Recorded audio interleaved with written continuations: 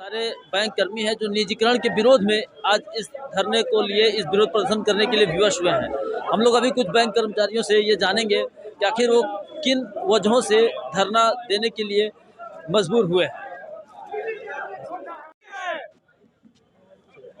क्या नाम है सर आपका? मेरा नाम अरुण कुमार ठाकुर हुआ। जी जी, क्या क्या कहना चाह रहे हैं सर? देखिए, सबसे पहले आपके न्यूज चैनल के माध्यम से ये क्लियर कर दूं, ये हड़ताल बैंकों का हड़ताल नहीं है, ये आम जन का हड़ताल है।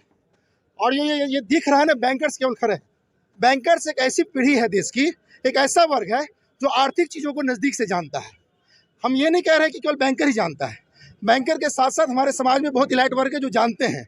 लेकिन चूंकि बैंकर सीधा जुड़ा हुआ है, इसलिए उसको पता है कि किसी भी देश की इकोनॉमी की जो रीढ़ की हड्डी आपका बैंक है, यदि आप बैंकों का निजीकरण करेंगे तो उसका दुष्परिणामी परिणाम क्या होंगे। इस चीज़ को हम जनता के बीच बताना चाहते हैं इस हड़ताल के माध्यम से। साहब, अगर निजीकरण ही हर समस्या का समाधान होता तो देश में सरकार की भी जरूरत नहीं है। सरकार सरकारी चाहिए, और चीज़ों के लिए आप प्राइवेटीकरण कर रहे हैं। आप बताइए, बैंकों से पहले भी समाज में बैंक हुआ करते थे, लेकिन वो क्या था, वो साहूकार थे। वो सीधा सीधी आपके जो है वो उनकी जो प्रथा थी, वो चाहते थे कि यदि आपको 1 लाख रुपया दिया गया तो उसके बदले में आपसे 5 लाख रुपए का हम मॉर्गेज के रूप में रखवा लें, आप पैसा लौटा ना पाए। हाँ, वो जमींदारी प्रथा जो थी, जमींदारी प्रथा का अर्थ ही था कि हम आपका शोषण कर लें। जब ये फिर हम निजीकरण के हाथों में देंगे, निजी हाथों में जाएगा पैसा, ये जमींदारी प्रथा फिर से शुरू होगी। आप हमको बताइए साहब, समाज का कौन ऐसा वर्ग है, कौन ऐसा व्यक्ति है जो मेहनत मजदूरी करके 2 पैसा बचा के सरकारी बैंकों में नहीं रखता है? सरकारी बैंक की पूंजी क्या है? वो विश्वास है। अगर वही विश्वास प्राइवेट बैंकों पर भी होते, सरकार को अपने आंख में से पट्टी हटा के देखना चाहिए। यदि उनके पे भी वही विश्वास होता है तो लोग सरकारी बैंकों में खाता ना खोल के निजी बैंकों में खाता खोलते हैं। आज आज़ादी के 73-74 वर्ष बीत जाने के बावजूद भी कितने प्राइवेट बैंक गाँव तक जाके खुले हैं, चूंकि उनका काम केवल लाभप्रदता, उनका काम केवल लोगों को चूसना है, ना कि सामाजिक वेलफेयर करना। जबकि सरकारी बैंक कोई चैरिटी नहीं है। लाभ कमाना हमारा भी उद्देश्य है, तभी हम आपके पैसा जो जमा लेते तो उस पर ब्याज दे पाएंगे, लेकिन उसके साथ साथ हमारा सोशल वेलफेयर करना काम है। सरकार आपकी बात नहीं मानती तो क्या करेंगे? सरकार यदि हमारी मांग नहीं करते,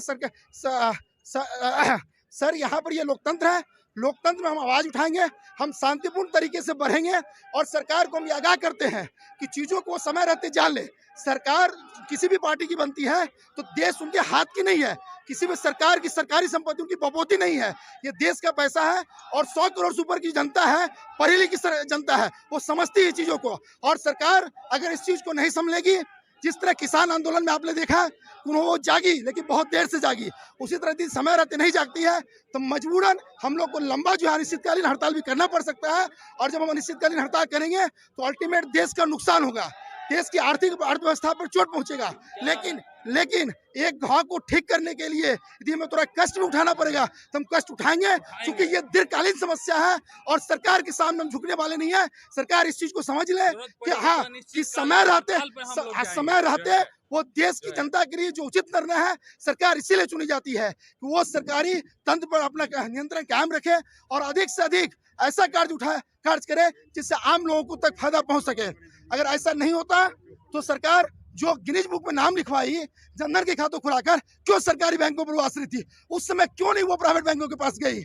और साहब, ये मैं लास्ट में फिर कहना चाहता हूँ, यदि निजीकरण ही हर समस्या का समाधान है तो इस देश में सरकार की भी जरूरत नहीं है। फिर नहीं, सरकार की भी जरूरत नहीं है। और इसीलिए हम कहते हैं, हमारी एकता, हमारी एकता, हमारी एकता, हमारी एकता। वित्त मंत्रालय होश में आओ, वित्त मंत्रालय होश में आओ, वित्त मंत्रालय होश में आओ। ये सारे बैंक कर्मी जो कह रहे हैं कि निजीकरण हर समस्या का समाधान नहीं है। मैं चैनल के माध्यम से चाहूंगा कि इनको संज्ञान लेकर के और ठोस कार्रवाई किया जाए, ताकि ये जो बैंक कर्मी आज सड़कों पर आने के लिए विवश हुए हैं उससे बचें और अपना सुचारू रूप से कार्य को संचालित कर सकें। धन्यवाद।